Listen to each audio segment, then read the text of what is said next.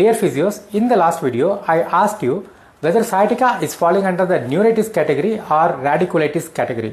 Sciatica, as per the strict nomenclature, indicates that the sciatic nerve as a peripheral nerve itself is getting compressed or inflamed in the pathway. Remember that sciatic nerve is formed by the roots of L4, L5, S1, S2, S3, and once these roots are joined together to form a sciatic nerve, then technically the sciatic nerve journey starts. But once it reaches the knee level, it becomes a tibial nerve and common peroneal nerve.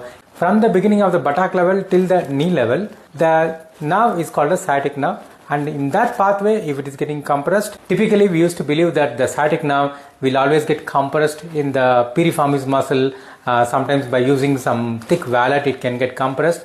Yeah, we also tend to believe that, so much so that we did a lot of piriformis stretching, piriformis dry needling, piriformis myofascial release and so on.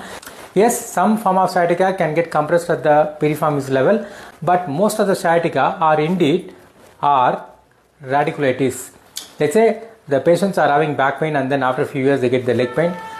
In case of acute or chronic lumbar disc herniations, sometimes in extreme case of cardiac lesions, the patients will be having severe radicular pain. It behaves like a typical sciatica symptom. The pain will be traveling down to the leg, but in reality the pain is due to the compression of sciatic nerve roots at the spinal cord level itself due to the bulging disc, or maybe an osteophyte, or it could be due to the canal stenosis. Alright, so if one of the other roots of the sciatic nerve is getting compressed, then it is called as lumbar radiculitis or lumbar radicular pain. Sometimes it can even become like lumbar radiculopathy.